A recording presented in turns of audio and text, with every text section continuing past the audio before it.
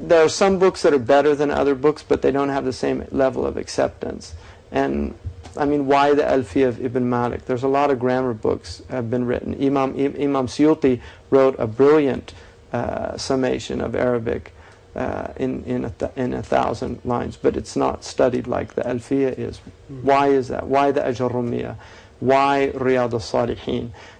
Most of the ulama say there are untold number of 40 hadith collections. Why Imam Nawawi's? So it has that acceptance. It's a very early creed. It's the creed of Abu Hanifa radiallahu anhu.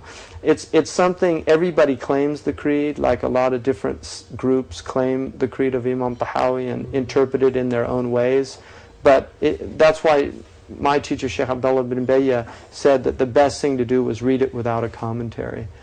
Just study it as it is. Don't try to impose your own understanding on it, because it's very clear. It doesn't need much commentary at that level. You can go into commentary, that's fine, but it doesn't need it. It's a very clear creedal statement. One of the things that strikes me about this creed is the way Imam Tahawi has seemed to gone out of his way to include as many people as Muslims. I mean, you don't see him pronouncing takfir, if you do this, you are non-Muslim. In fact, he says the reverse. So this is a very, as you mentioned, a very early creed, and I find it amazing contrasting it from when it was written over 1100 years ago until today.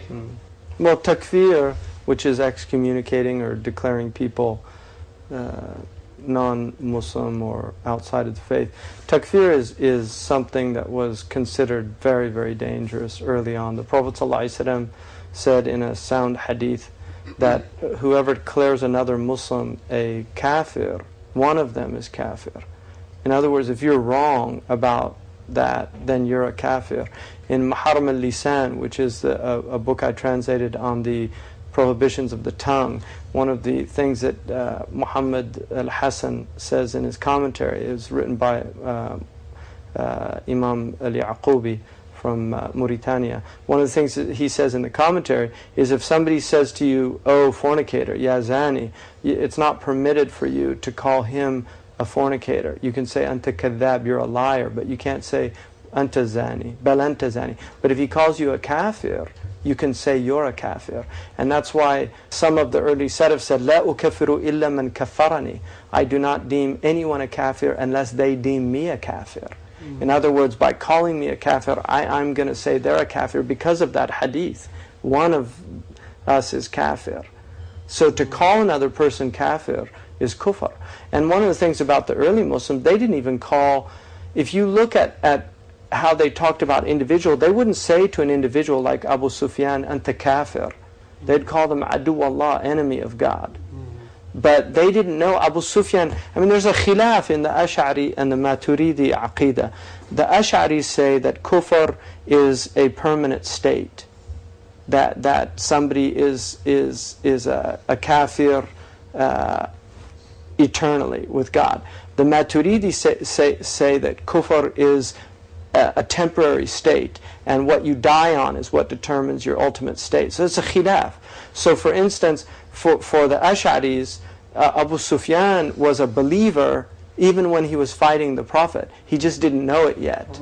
Whereas in the Maturidi, he was a kafir who became a believer. It's a khilaf amongst these mutakallimun. I mean, that's a point of dissension. But what's interesting about that is the idea, if you look at the Ash'ari position, that is why Imam al-Qurtubi says that Umar ibn al-Khattab was beloved to God when he was prostrating to idols in Mecca. He was beloved to God because God knew who Umar was. So if you see Umar, you call them something and looking down on them with contempt. But with Allah subhanahu wa ta'ala, Umar ibn al-Khattab is the caliph of the Messenger of God, because Allah knows his seal. So when you see a person, you don't know their seal. You don't know who they are. They could be a friend of God and you don't even know it. And that's why in Morocco they say, لا تحقر عبدا عسى أن يكون لله وليا. Don't have contempt for anybody because he could be beloved to God. You just don't know.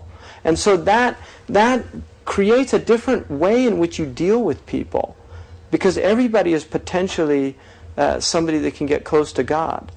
And so this idea of, kuffar and a'udhu billah and, Allah yal'anahum, that whole attitude, which unfortunately has become very common among some of the Muslims, especially the younger Muslims. It's not because there's a lot of problems. I mean, I can understand humanly how a lot of these things come about, but humanly and Islamically are two different things. One of the things Imam Nawawi says, none of you truly believes until he loves for his brother what he loves for himself. Now, I translate brother there as fellow man, because Imam Shabrakhiti, Imam Ibn Rajab al-Hanbali, Imam Nawawi, they say that means your fellow man.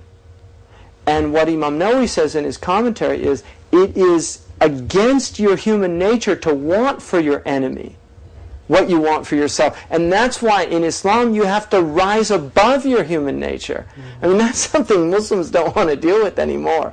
But the truth is, that is what Islam is calling you to do, is actually to rise above your desire for vengeance, to rise above your enmity and animosity towards somebody and want good for them in spite of what they're doing to you. And that's why the Prophet ﷺ, when he sent a messenger, it's in Sahih Bukhari, when he sent a messenger to Daws, and Daws were the tribe, a Yemeni tribe. He sent a messenger to call them to Islam, and they chastised him and rejected. And so they came to the Prophet ﷺ and they said, "Inna Dawsan Aba," they've refused Islam.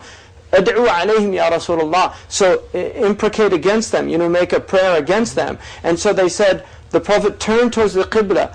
وَظَنَّ النَّاسَ أَنَّهُ سَيَدْعُ عَلَيْهِمْ. And all the people thought he was going to make a prayer against them. And he said, Allahumma ahdi Dawsan wa ati bihim. Oh God, guide Daws and bring them to us. So he didn't, people talk 5 minutes to somebody and then and they say, oh, well, he rejected Islam. The Prophet was calling Abu Sufyan for almost 20 years to Islam. And in the end he accepted it. He fought him on the battlefield. These people aren't fighting us. Most of these people here in these cultures are not